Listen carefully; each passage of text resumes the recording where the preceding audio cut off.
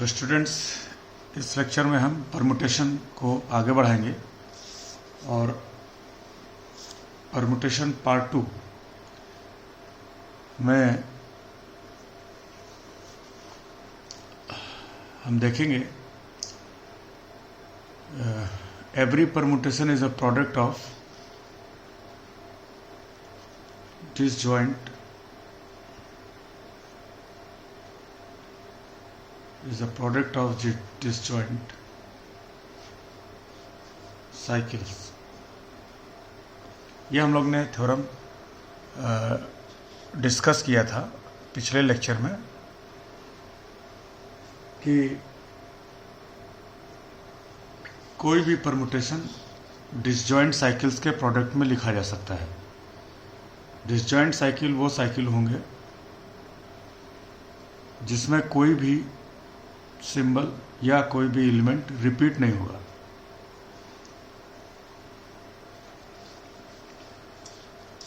जिसमें जैसे कि ये एक एग्जाम्पल देखिए, suppose this is a permutation on 6 symbols 1 2 3 4 5 6। ये परमुटेशन है। इसको हम इन दो डिसजॉइंट साइकिल्स के प्रोडक्ट में लिख सकते हैं। 1 6 6 1 1 6 6 1 2 5 5 3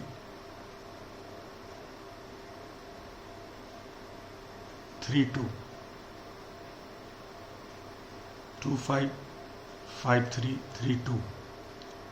बाकी तो जो है 4 फिक्स है, तो जो अपीयर नहीं होता है साइकिल में हमें मालूम है कि वो फिक्स रहता है। तो किसी भी परमुटेशन को डिसजॉइंट साइकिल्स के प्रोडक्ट में लिखा जा सकता है। ये भी यहाँ पे बताते चले कि अगर ये कोई साइकिल है, suppose A1 A2 A3 AN, तो जो इसका इन्वर्स होगा उस साइकिल को हम इन एलिमेंट्स के रिवर्स ऑर्डर में लिखकर एक्सप्रेस कर सकते हैं। जैसे कि ये जो साइकिल था, इसमें A1 2 पे मैप हो रहा था, A2 पे मैप हो रहा था, तो जो इन्वर्स होगा उसमें A2 A1 पे मैप हो जाएगा। तो यहां देखिए, इसमें A2 A1 पे मैप हो गया, यहां A2 A3 पे मैप होगा, तो इन्वर्स में A3 A2 पे मैप होगा।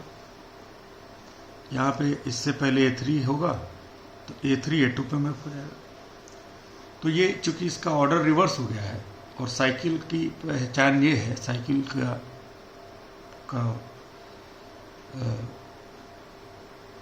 लिखने का जो डिनोट करने का जो मेथड है उसमें ये बताया जाता है, ये बताया गया था आपको कि कोई भी एलिमेंट अपने आगे वाले एलिमेंट पे, सक्सेसर पर, जो भी उसके आगे आएगा उस पे मैप होगा, A1 A2 पे, A2 A3 पे एंड सो ऑन। जब इसको हम रिवर्स ऑर्डर में लिख देंगे तो ये साइकिल में क्या होगा, AN-1 पे, A2 A3 A2 पे, A2 A1 पे ऐसे मैप होगा।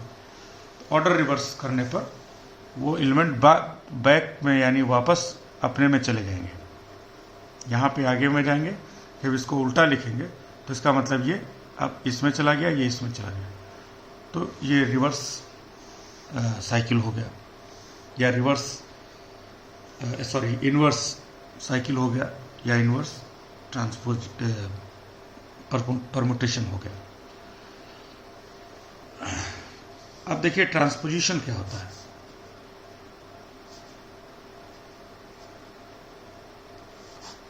Transposition is a cycle of length 2. cycle of length 2 transposition क्या होता है? Transposition is a cycle of length 2। अब साइकिल की लेंथ बताई थी कि उसमें जितने एलिमेंट अपेयर होंगे वो उसकी लेंथ कहलाएगी। जैसे यहाँ पे इसकी लेंथ है n, इसकी लेंथ है 2, इसकी लेंथ है 3। तो cycle of length 2 is called transposition, is called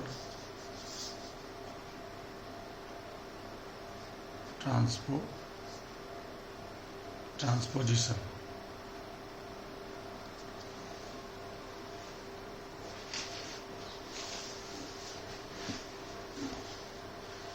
cycle of length 2 is called transposition. जैसे कि मान लीजिए 2 3 4 1 A1 A2, इसमें क्या है? A2 A3 पे मैप हो गया, A3 A2 पे मैप हो गया, 2 3 पे 3 2 पे, 4 1 पे 1 4 पे, A1 A2 पे A2 A1 पे। तो दो जिसकी लेंथ होगी, जिसमें केवल 2 एलिमेंट अपेयर होंगे, ऐसा साइकिल ट्रांसपोजिशन कहलाएगा। तो transposition is a cycle of length 2। ये होता साइकिल ये है, छोटा साइकिल होता है जिसमें केवल 2 ही एलिमेंट होते हैं। अब इनवर्स की अगर बात करें ट्रांसपोजिशन में, अगर मान लीजिए ये कोई ट्रांसपोजिशन है तो इसका इनवर्स क्या होगा? इनवर्स साइकिल कैसे लिखते हैं? ऑर्डर रिवर्स कर देते हैं।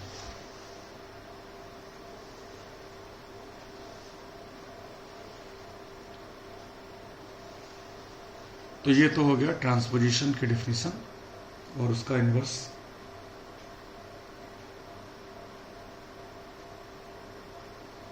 यहां ये बताना चाहते हैं, रिजल्ट ये है कि every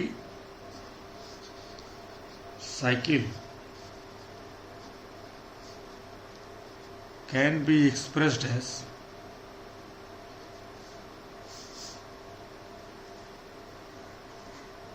a product of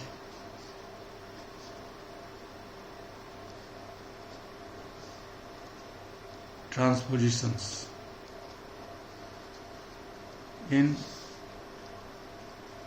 infinitely many ways. Every cycle can be expressed as a product of transpositions in infinitely many ways. Her cycle को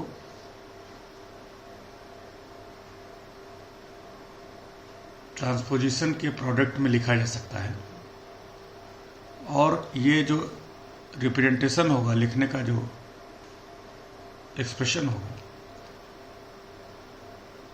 ये इसके कई प्रकार हो सकते हैं। इनफाइनाइट टाइप से लिखा जा सकता है। ये सिंपल है। देखिए कि कोई भी साइकिल है, मान लीजिए सपोज हमने एक छोटा साइकिल लिया A1 A2 A3 A4, इसमें 4 एलिमेंट है। मान लीजिए ये साइकिल A1 A2 पे, A2 A3 पे, A3 A4 पे और A4 A1 पे मैप होता है। बाकी अगर कोई है तो वो फिक्स रहेंगे एलिमेंट। इस साइकिल को ट्रांसपोजिशन यानी साइकिल ऑफ लेंथ 2 में कैसे लिखा जाएगा? इसका तरीका है कि पहला एलिमेंट पकड़ लीजिए, उसी को सबके साथ ले लीजिए, A1 A2 A1 A3 A1 A4। ये साइकिल है, लेंथ 4 है इसकी। इसको इन ट्रांसपोजिशंस के प्रोडक्ट में लिखा जा सकता है। और साइकिल की लेंथ अगर n है तो उसे n-1 ट्रांसपोजिशंस के प्रोडक्ट में लिखा जा सकता है। 4 है अगर साइकिल की लेंथ तो 3 के प्रोडक्ट में लिखा जा सकता है, एक कम हो जाएगा। तो यहाँ देखिए, इसको A1 A2 पे मैप होता है, यहाँ पर भी A1 A2 पे मैप होता है, आगे A2 नहीं है तो A2 यहीं पे फिक्स हो गया, A2 A3 पे मैप होता है। यहाँ देखिए A2 A1 पे मैप हुआ और फिर आगे A1 A3 पे मैप हुआ और आगे A3 नहीं है तो यानी यहीं A3 फिक्स हो गया। तो A2 A3 पे मैप हुआ था, यहाँ पे भी A2 A3 पे मैप हो गया, A3 A4 पे मैप होगा यहाँ पे। यहाँ देखिए, यहाँ पे A3 A1 पे मैप हुआ पहले, यहाँ पे तो फिक्स है A3 A3 पे, तो पहले यहीं से शुरू करें, A3 A3 पे, A3 A1 पे, A1 A4 पे, तो अल्टीमेटली A3 A4 पे गया, A3 A4 पे गया, A4 A1 पे। यहाँ देखिए A4 A4 पे, A4 A4 पे, A4 A1 पे, तो अल्टीमेटली A4 A1 पे चला गया। तो इसमें क्या करना होता है कि साइकिल का पहला एलिमेंट लीजिए और उसको सबके साथ ट्रांसपोजिशन बना लीजिए उसका, और ये जो प्रोडक्ट होगा,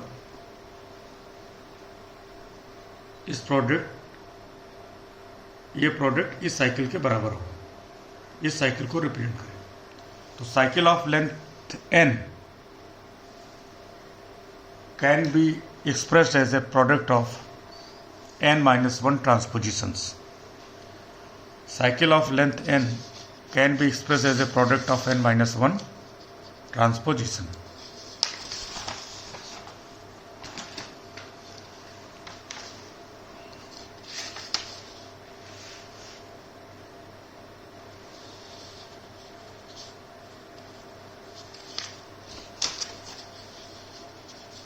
cycle of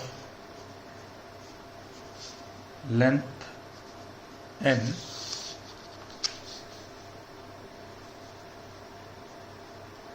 can be expressed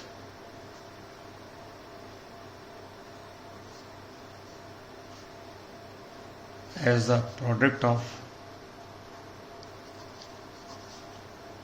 n-1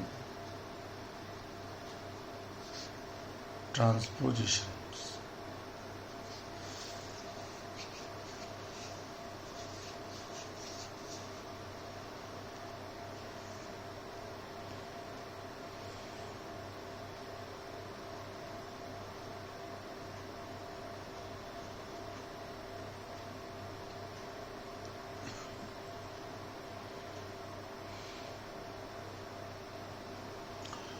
अब देखिए इवन और ऑड साइकिल का क्या मतलब है, या इवन और ऑड परम्यूटेशन का क्या मतलब है।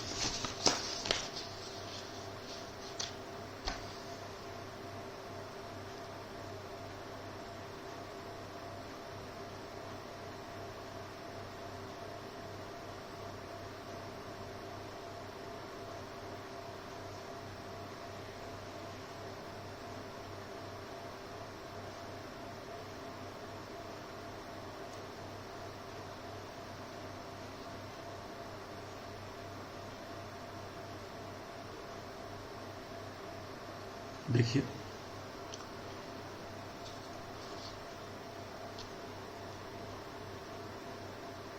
कोई साइकिल इवन और ऑड कब होगा, अगर उसे इवन परम्यूटेशन के प्रोडक्ट में लिखा जा सकता है तो वो इवन परम्यूटेशन होगा, और उसे अगर ऑड नंबर ऑफ ट्रांसपोजिशन में लिखा जा सकता है तो वो ऑड साइकिल होगा। तो if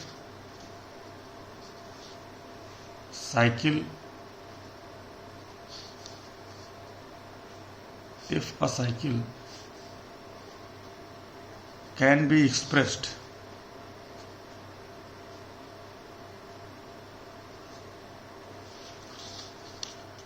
as even number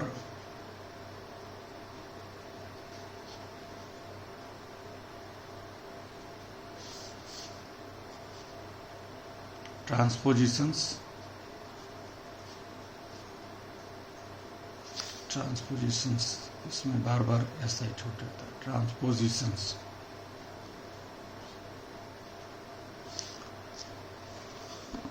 If a cycle can be expressed as a even number of transpositions, then cycle is called even cycle.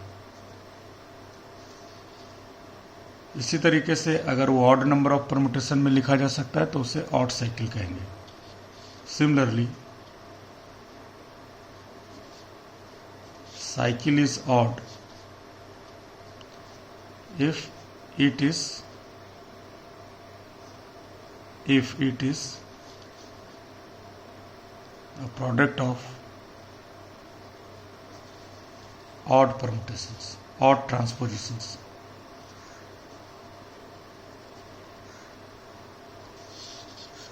हमें मालूम है कि cycle of length n can be express as n-1 ट्रांसपोजिशंस।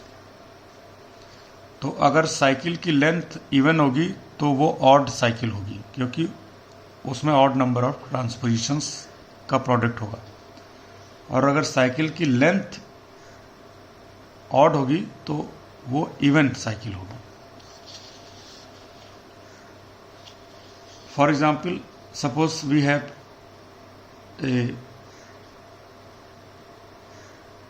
This cycle A B C, मान लीजिए ये एक cycle है, तो इसको लिख सकते हैं ए बी ए सी। तो इसमें दो आए ट्रांसपोजिशंस, तो ये इवन साइकिल होगी। इसी तरीके से ए बी सी डी है मान लीजिए, तो ये A B A C A D ऐसे लिखी जा सकती है, तो ये ऑड साइकिल होगी। अब लिखने के बहुत से तरीके हैं, एक ही साइकिल को कई तरीके से लिखा जा सकता है। देखिए, इनफाइनाइटली मैनी वेज, जैसे कि यही है या यही ले लेते हैं, इसको हम ऐसे भी लिख सकते हैं। देखिए ए बी, अब यहाँ पे आप लिख लीजिए बी सी और सी बी, ये इसका इन्वर्स हो गया एक्चुअली। या आप इसको एक स्टेप और बढ़ा लीजिए, ऐसे देखिए ए बी बी सी और यहाँ पे साथ में बी सी का इन्वर्स ले लीजिए, तो ये एक्चुअली आइडेंटिटी हो जाएगा, ये आइडेंटिटी परमुटेशन हो जाएगा।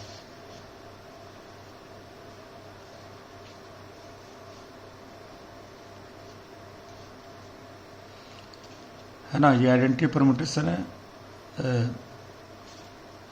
या ट्रांसपोजिशन है, क्योंकि ये ट्रांसपोजिशन का ये इन्वर्स ट्रांसपोजिशन। और इन्वर्स कैसे लिखते हैं किसी साइकिल का? इन्वर्स ऑर्डर में आ जाइए।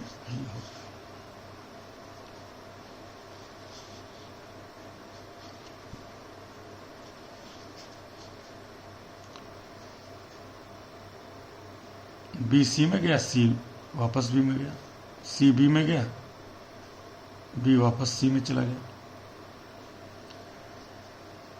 तो दो इसमें ट्रांसपोजिशन, इसको ऐसे लिखा गया था और इसमें दो ट्रांसपोजिशन ऐड हो गए।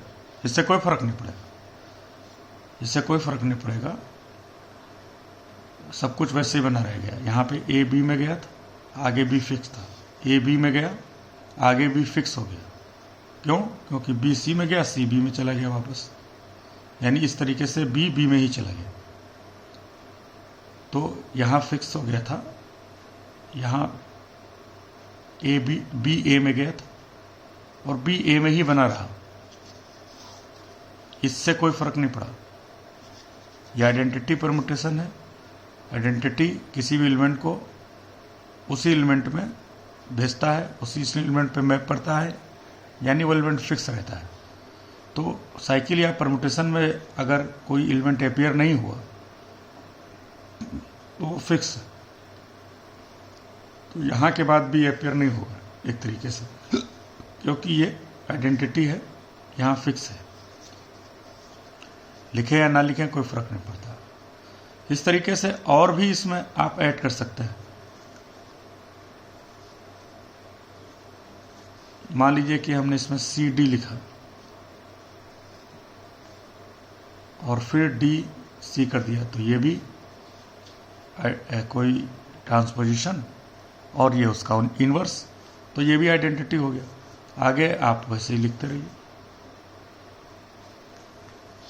तो फिर कोई फर्क नहीं पड़ेगा। ये जो इसमें ऐड हुए, इन्होंने ओवरऑल इस पे कोई फर्क नहीं डाला।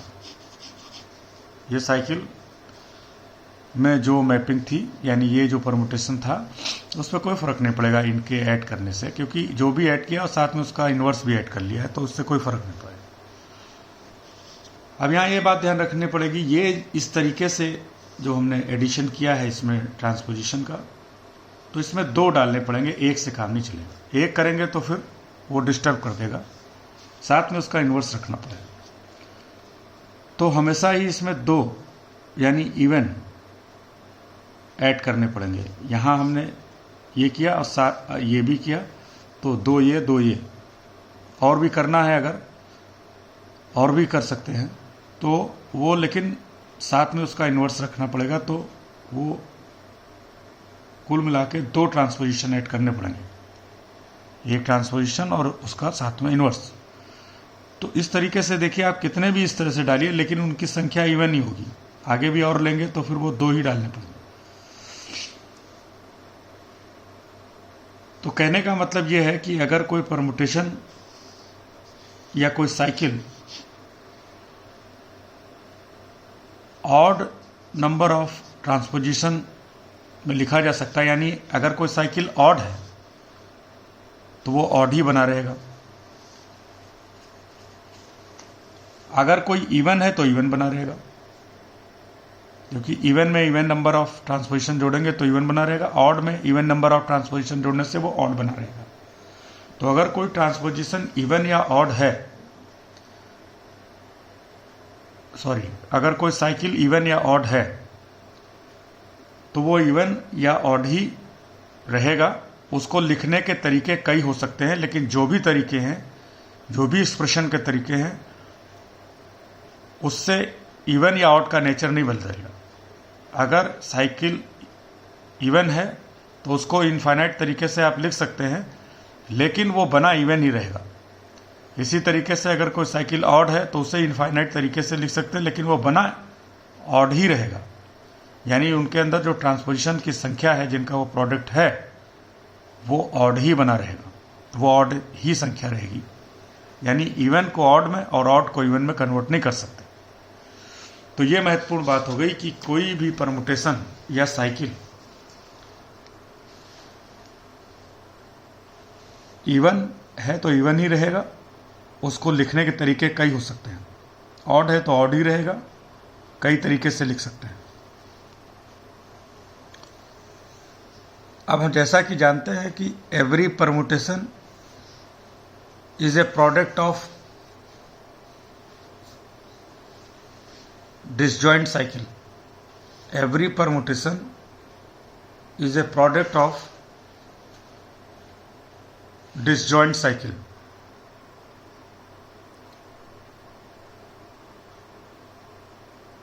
तो किसी भी परमुटेशन को साइकिल के प्रोडक्ट में लिख सकते हैं और हर साइकिल को ट्रांसपोजिशन के प्रोडक्ट में लिख सकते हैं। तो कोई परमुटेशन साइकिल में लिखा जा सकता है, साइकिल को ट्रांसपोजिशन में। इस तरीके से हर परमुटेशन को, every permutation can be express as a product of ट्रांसपोजिशंस।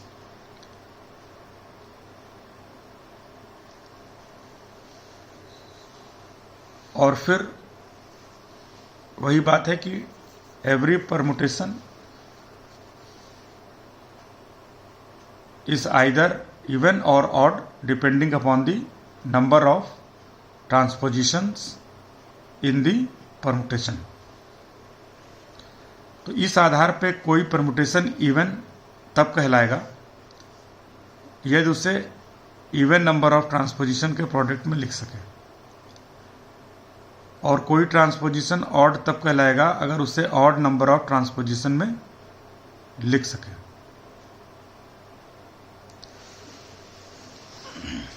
तो every सॉरी,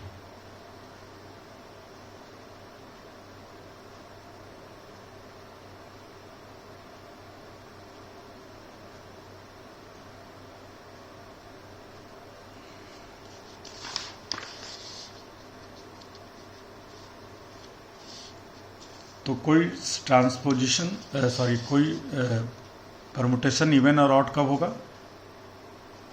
अब परमुटेशन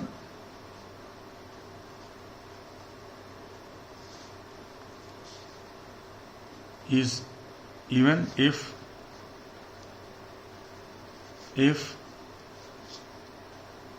it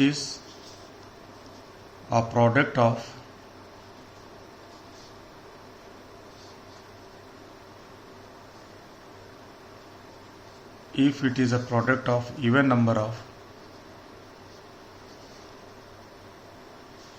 transposition.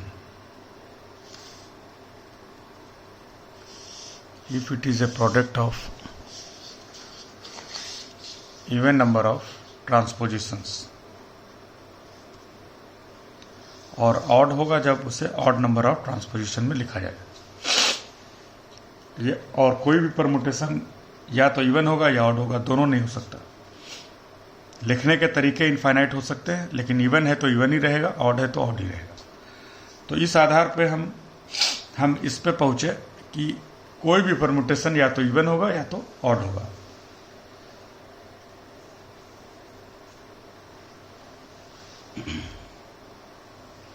अच्छा, एक चीज और बता दें कि identity permutation is always even. Identity permutation is always even, हमेशा इवन होता है। Identity permutation is always even. क्यों? आइडेंटिटी परमुटेशन में हर एलिमेंट खुद पे ही मैप होता है। तो इस परमुटेशन को एक्सप्रेस करने के कई तरीके हैं। जैसे कि मान लीजिए कि n नंबर ऑफ सिंबल्स पे एक परमुटेशन है, n नंबर ऑफ सिंबल्स पे एक परमुटेशन आइडेंटिटी परमुटेशन है इसका। तो इसमें क्या होगा, A1 A1 पे मैप होगा, A2 A2 पे मैप होगा, या हर एलिमेंट खुद पे मैप हो जाएगा। तो वो आइडेंटिटी परमुटेशन होगा। उसे लिखने का तरीका देखिए, उसे हम ऐसे लिख सकते हैं। सपोज A1 A2 और A2 A1, बाकी सब फिक्स। A1 A2 पे गया, फिर वापस A2 ने A1 को पे मैप कर दिया, तो अल्टीमेटली A1 A1 पे मैप हुआ। इसी तरीके से A2 A1 पे यहाँ मैप हुआ और फिर वापस A1 A2 पे चला गया, तो A2 A2 पे मैप हो गया। बाकी सब फिक्स है, A3 A3 पे, A4 A4 पे। तो अल्टीमेटली A1 A1 पे, A2 A2 पे, A3 A3 पे, ये आइडेंटिटी परमुटेशन। तो आइडेंटिटी परमुटेशन को इस तरीके से प्रोडक्ट में दो ट्रांसपोजिशन के प्रोडक्ट में लिख सकते हैं। जो भी दो लेना हो आप इस तरह से ले सकते हैं। जरूरी नहीं कि A1 A2 ले, हम A1 A3 ले लीजिए, लेकिन फिर आपको वही उसका इन्वर्स A3 A1 ऐसे लिखना होगा।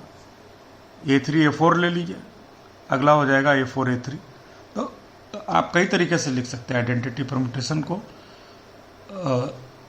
लेकिन वो इवन ही होगा।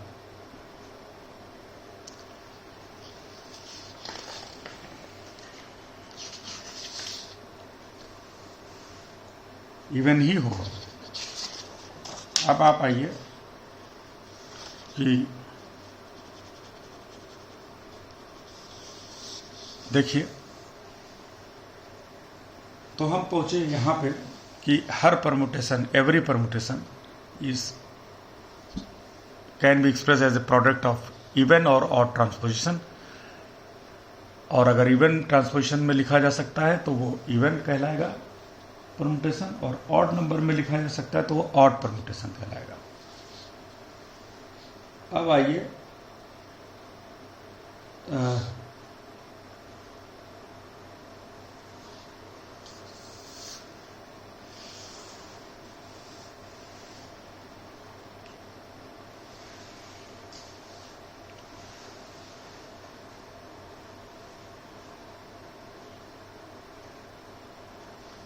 अगर n सिंबल्स पे कोई परमुटेशन है, सपोज ये सेट है A1 A2 A3 AN, in n symbols पे कोई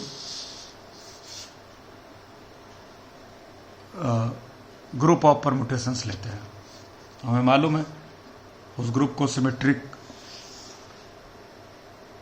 ग्रुप ऑन n सिंबल्स कहेंगे, और इसके अंदर वो सारे परमुटेशन होंगे जो इन सिंबल्स पे बन सकते हैं। और ये भी हम जानते हैं कि इनकी संख्या फैक्टोरियल n होती है, फैक्टोरियल n होती है।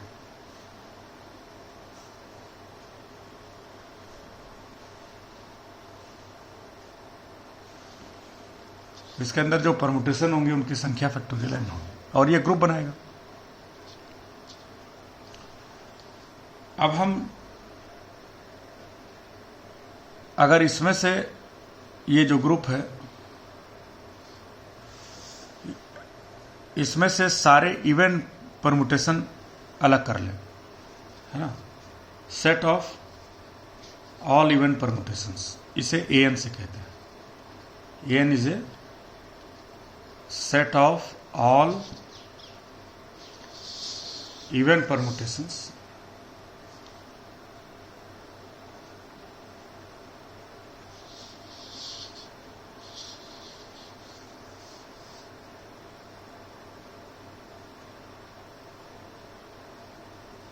on n symbols।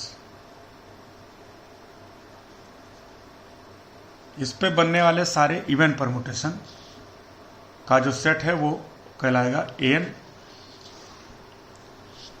AN से डिनोट करते हैं इसको। और ये जो है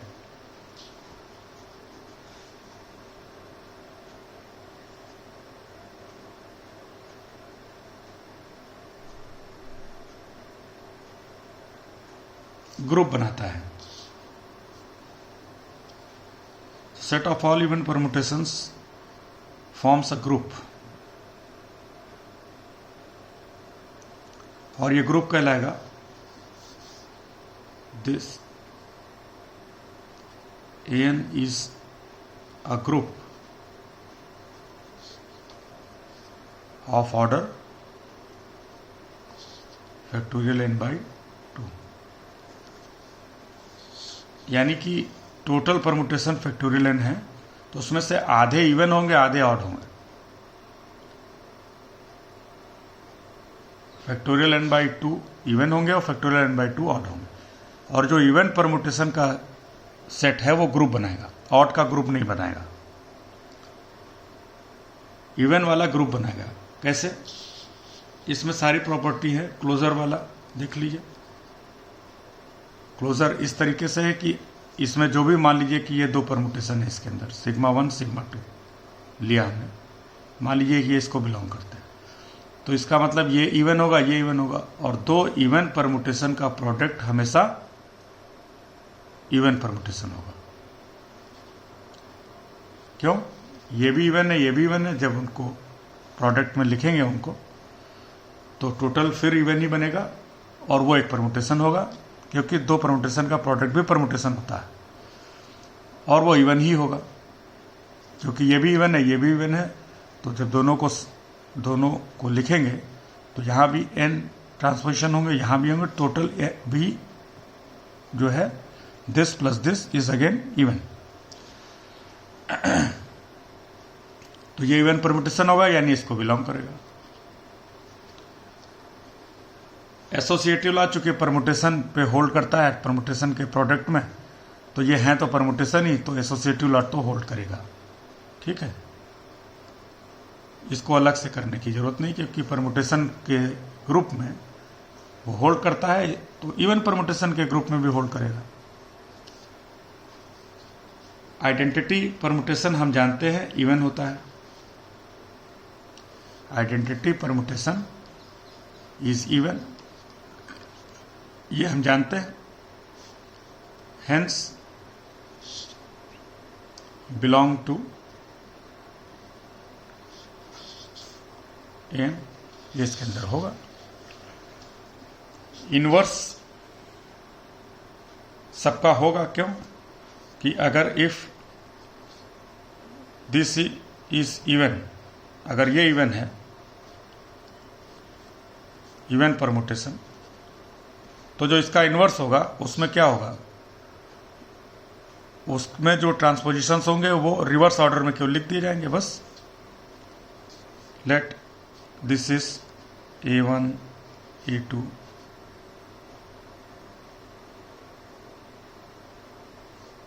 let this is A1 A2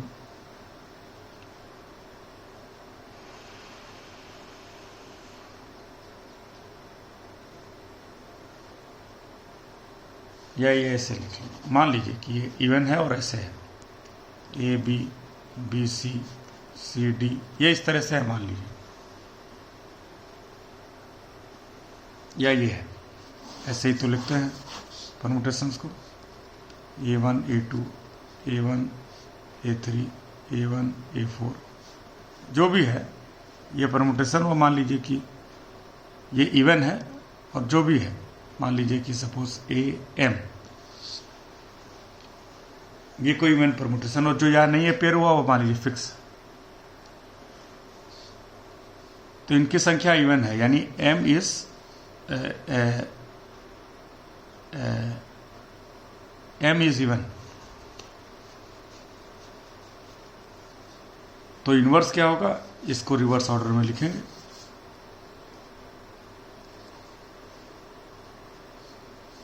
inverse इसका होगा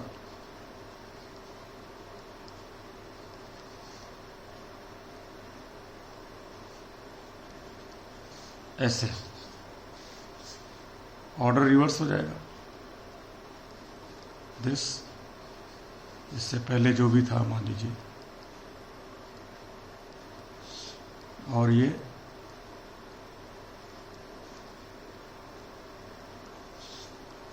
हो जाएगा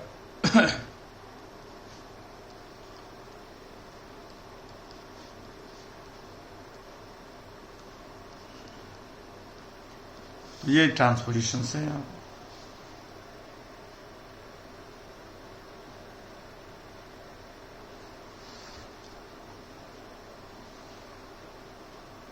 और साइकिल ही होता है, आप जानते हैं साइकिल में ABC इज इक्वल टू, उसका साइक्लिक ऑर्डर में घुमा सकते हैं CAB। ऐसे ही अगर 2 का है ये तो ऐसे ये घूम जाएगा, उससे कोई फर्क नहीं पड़ेगा। AB में जाता है यहाँ पे भी AB में जाता है, BA में जाता है, यहाँ पे भी BA में जाता है। तो इनको हम फिर से ऐसे लिख सकते हैं, इसमें कोई समस्या नहीं है।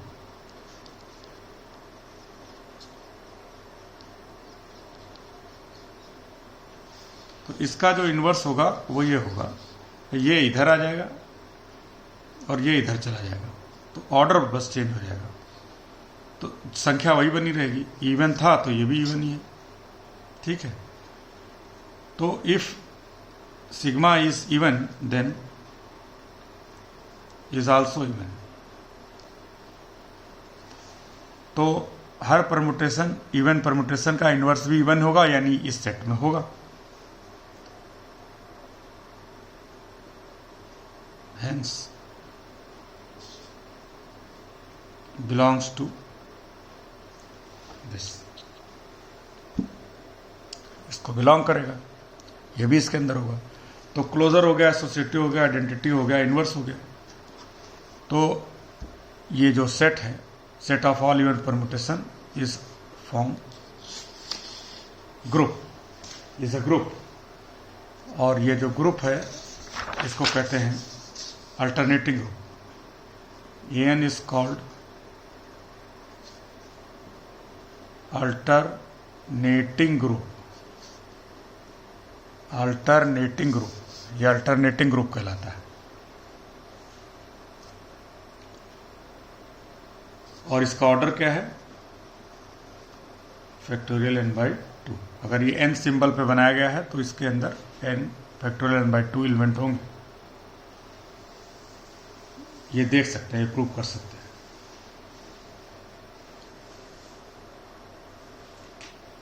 तो हमें set of permutation is a group इस पूरे चैप्टर का जो आउटपुट है वो ये है कि अगर ये कोई n सिंबल्स हैं, सिंबल्स कहना ठीक होगा, नंबर जरूरी नहीं है यहाँ पे, ये भी आप ले सकते हैं या कुछ और लिख सकते हैं। मानिए n सिंबल्स हैं तो कौन किस पे मैप होगा, बात इसकी केवल है। वहाँ मैपिंग चाहे इसकी हो, चाहे यहाँ एलिमेंट चाहे ये हो चाहे ये हो, 1 2 पे मैप होता है या A1 A2 पे मैप होता है, उससे जो मैपिंग हमें यहाँ पे मिलेगी उस पर कोई फर्क नहीं है ना। ये नाम चाहे कुछ भी हो, तो इसे मान लीजिए n सिंबल्स हैं, तो n सिंबल्स पे जितने भी मैपिंग होंगी 1 1 on 2, जिन्हें परमुटेशन कहते हैं, तो set of all permutations is a group. और ये भी बता दिया कि जब n लेस देन 2 होगा तो ये अबेलियन होगा, और ये ग्रेटर देन n जब ग्रेटर देन 2 होगा तो नॉन अबेलियन होगा, ये तय है।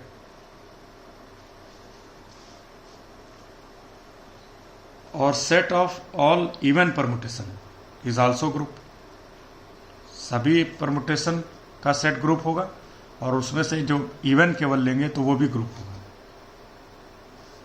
और इसका ऑर्डर होगा फैक्टोरियल n, और इसका ऑर्डर होगा फैक्टोरियल n बाई 2।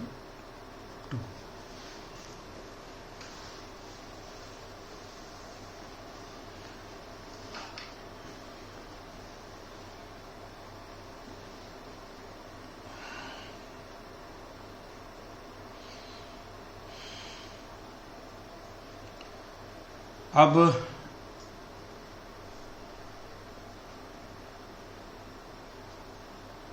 एक इसमें एग्जाम्पल देख लेते हैं ग्रुप का, जो बहुत बार यूज करते हैं हम लोग।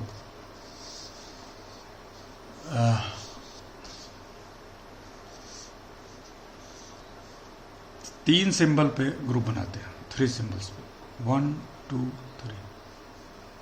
मान लीजिए ये सेट है, सेट ऑफ 3 एलिमेंट्स, 3 सिंबल्स, तो इस पे जो ग्रुप बनेगा वो S3 होगा, और उसके जो अंदर परमुटेशंस होंगे वो क्या होंगे, उनको नाम देते हैं ये 3 होंगे, क्योंकि इसका ऑर्डर क्या होगा फैक्टोरियल 3 यानी 6। ये आइडेंटिटी है, ये क्या करेगा, सभी सिंबल को खुद पे मैप करेगा।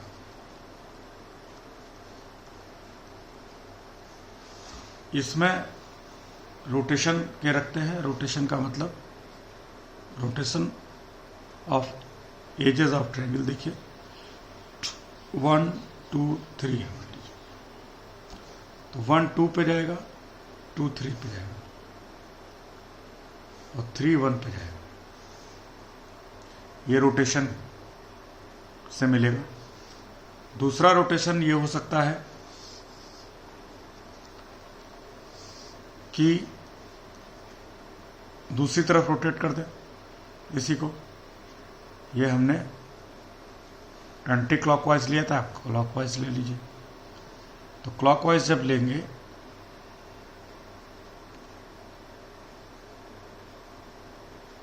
ये क्लॉकवाइज है, ये एंटी क्लॉकवाइज ले लीजिए। तो 1 3 पे जाएगा, 3 2 पे जाएगा, और 2 1 पे जाएगा। ये हो गया।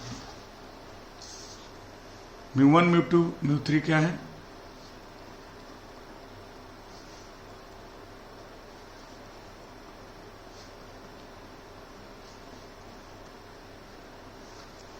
ये क्या है,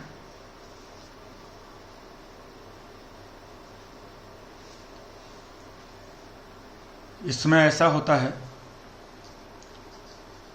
कि इसमें मिरर इमेज लेते हैं। और वो कैसे लेते हैं,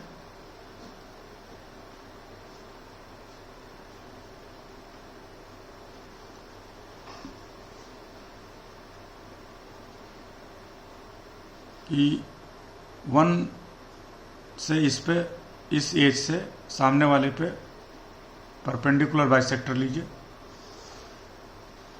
तो इसको मिरर समझिए, इस बाइसेक्टर को, तो 1 फिक्स हो जाएगा। अब इसको आप मिरर समझिए, तो इमेज क्या होगी, इन दोनों एलिमेंट की क्या होगी, यहीं पे मिरर है तो इसी मिरर के ऊपर अगर रखेंगे तो यहीं पे इमेज बनेगी, तो 1 1 ही रहेगा, 1 फिक्स हो जाएगा, जहाँ से बाइसेक्टर लिया है वो फिक्स हो जाएगा। 2 3 पे जाएगा और 3 2 पे जाएगा। यहाँ पे आप ले लीजिए बाइसेक्टर 2 से, तो 2 फिक्स हो जाएगा और 1 3 पे जाएगा, 3 1 पे जाएगा। ऐसे ही ये बाइसेक्टर ले लीजिए, तो 3 फिक्स हो जाएगा,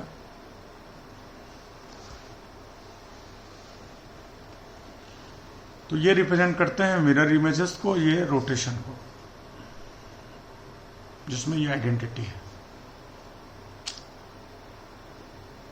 तो ये 3 जो है, ये 6 परमुटेशन का ये ग्रुप है, जिसमें ये परमुटेशंस है, ये ग्रुप बनाता है। इसकी अगर टेबल आप देखना चाहें, कंपोजिशन टेबल, कि कौन किससे प्रोडक्ट लेने पे क्या मिलेगा,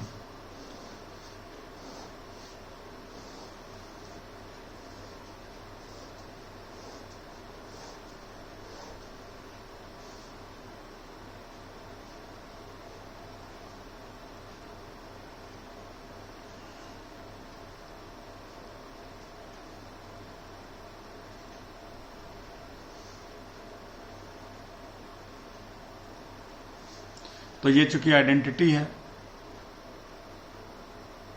ये किसी से प्रोडक्ट लेंगे अगर इसका, तो जो इसका प्रभाव है वही होगा और बाकी ये तो फिक्स रखेगा। तो आइडेंटिटी से जब मल्टीप्लिकेशन होगा तो वही मिलेगा, इसका इससे ये वही देगा। इसी तरीके से ये यहाँ मल्टीप्लाई करने पे यही मैपिंग या परमुटेशन दोबारा मिल जाएंगे।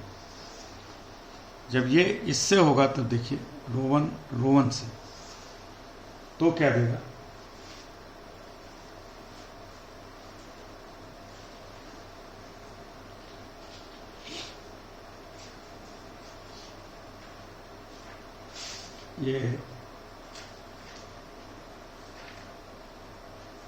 ये जो कंपोजिशन टेबल है,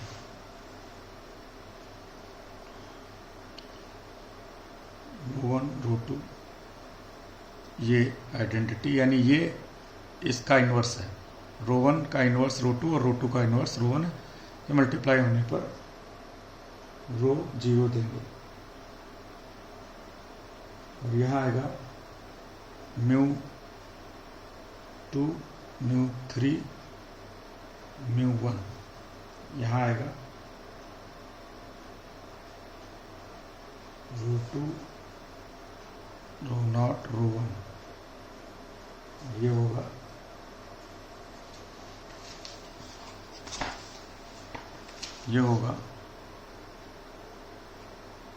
रो 3 रो 1 रो 2, ये हो जाएगा।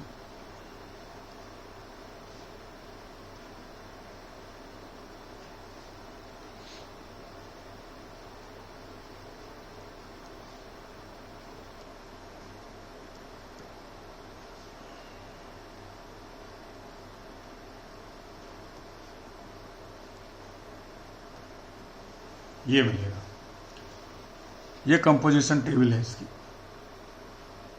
यहाँ पे ये भी ध्यान रखना पड़ेगा, देखिए ये वाले जो हैं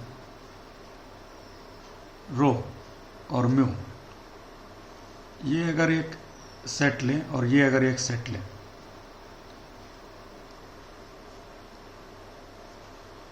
ये सेट जब के एलिमेंट खुद से मल्टीप्लाई होते हैं, प्रोडक्ट भी लेते हैं, तो वो उन्हीं उसी सेट के एलिमेंट मिलते हैं। और ये सेट जब इस सेट से मल्टीप्लाई होता है तो ये सेट देता है। एक सेट है यहाँ पे रो का और एक सेट है यहाँ पे म्यू का। जब ये सेट आपस में मल्टीप्लाई होते हैं तो क्या देते हैं, आप इसको देखिए। ये सेट इससे मल्टीप्लाई होगा तो ये यही सेट देगा। ये सेट जब इससे मल्टीप्लाई होगा तो यही सेट देगा, ये सेट देगा म्यू। और ये सेट जब इससे मल्टीप्लाई होगा तो जैसा बताया ये म्यू सेट देगा। और ये सेट म्यू वाला जब म्यू से मल्टीप्लाई होगा तो ये वाला सेट देगा।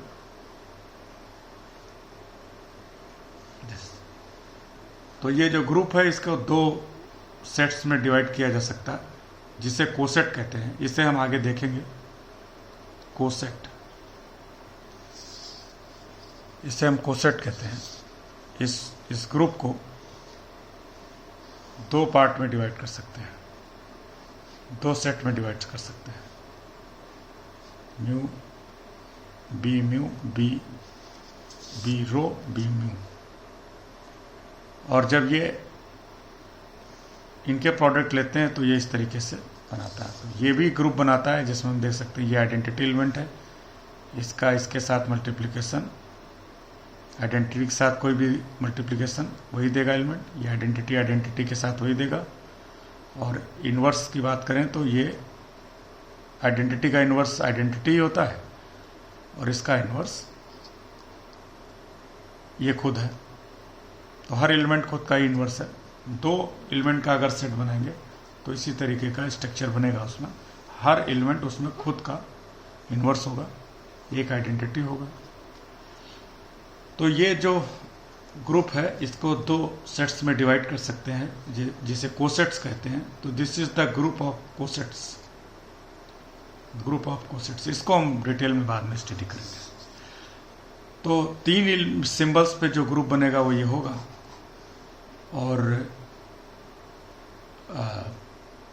उसकी कंपोजिशन टेबल ये है S3 की, this is S3 under multiplication, यानी प्रोडक्ट जो भी कंपोजिशन ऑफ मैपिंग का ऑपरेशन है वो लिया है। और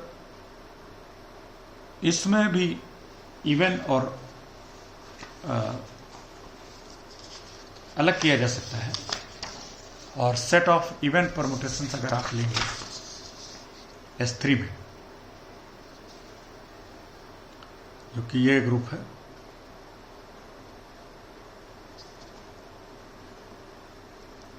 ये ग्रुप है, इसमें सिमेट्रिक ग्रुप में इवन अगर परमुटेशंस अगर आप लें तो ये हम बता दें आपको कि A3 जो होगा वो इसमें ये होगा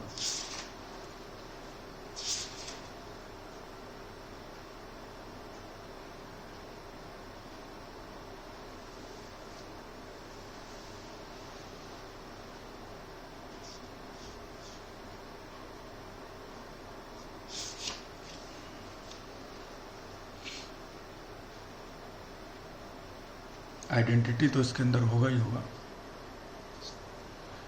इसका ऑर्डर 3 होगा, ये 6 है तो इसमें आधे होंगे 3, तो वो इसमें से इवन वाले हम लेंगे। और वो जो इवन होते हैं वो ये होंगे।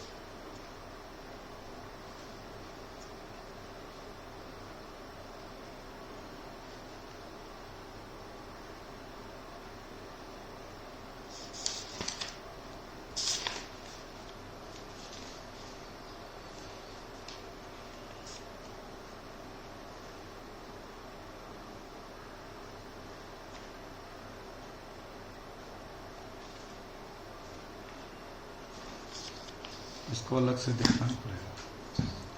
यहाँ से देखिए, ये तो हो गया, इसको हम ऐसे लिख सकते हैं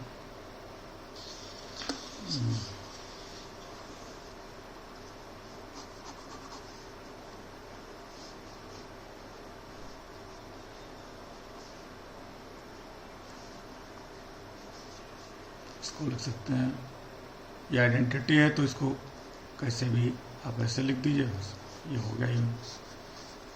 और रो 1 अगर आप देखेंगे 1 2 3 और 2 3 1, तो 1 2 पे जाएगा, 2 3 पे जाएगा, 3 1 पे जाएगा, तो ये हो गया 1 2 1 3, इवन हो गया। ऐसे ही ये वाला देखिए, अगर आप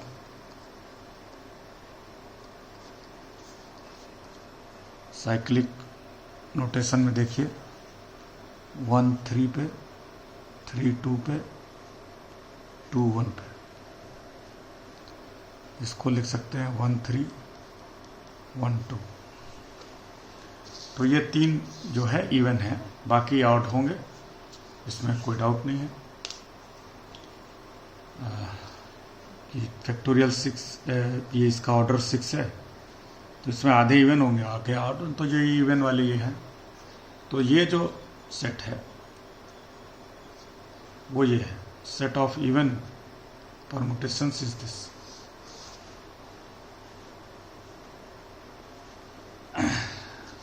तो ये था परमुटेशन का ग्रुप और उसकी प्रॉपर्टीज। तो n सिंबल्स पे जितनी भी 1 1 ऑन टू मैपिंग होंगी वो एक ग्रुप बनाएंगी अंडर कंपोजिशन ऑफ मैपिंग्स, और इसका ऑर्डर फैक्टोरियल n होगा। और इसमें से जो इवन परमुटेशंस या मैपिंग होंगी वो भी ग्रुप बनाएंगी, और उसका ऑर्डर फैक्टोरियल n by 2 होगा। और ये जो ग्रुप बनेगा सिमेट्रिक ग्रुप जिसे कहते हैं, ये ध्यान रखिएगा, सिमेट्रिक ग्रुप, सिमेट्रिक ग्रुप। और ये अल्टरनेटिंग ग्रुप, अल्टरनेटिंग ग्रुप।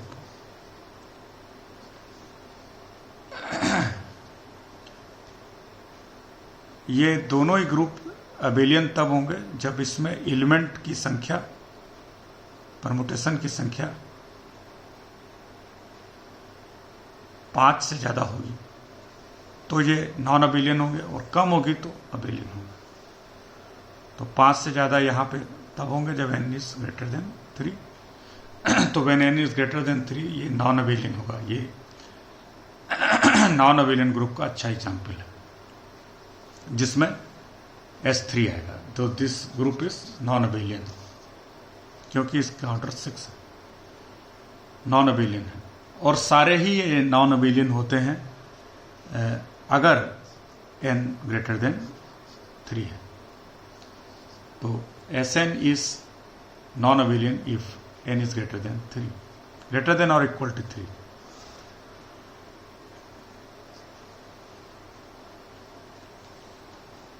यहां पर जो है चूंकि इसकी संख्या आधी हो जाती है तो इस केस में A3 जो है अबेलियन हुआ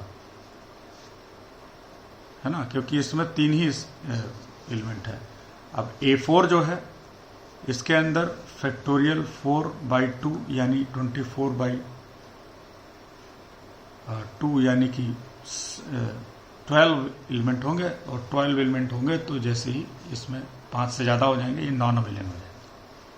तो ये नॉन अबेलियन होगा। तो ये नॉन अबेलियन तब होगा when n is greater than और इक्वल टू 4, तब ये नॉन अबेलियन होगा। उसके नीचे अबेलियन होगा, नॉन अबेलियन।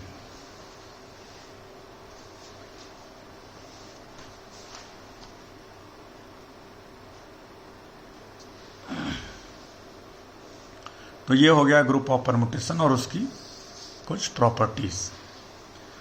इस ग्रुप का इंपॉर्टेंस ये है कि इससे नॉन अबेलियन ग्रुप मिलते हैं और फाइनाइट नॉन अबेलियन ग्रुप मिलते हैं।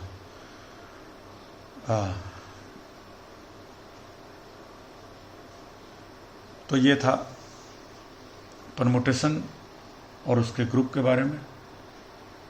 अब आगे हम नया टॉपिक देखेंगे।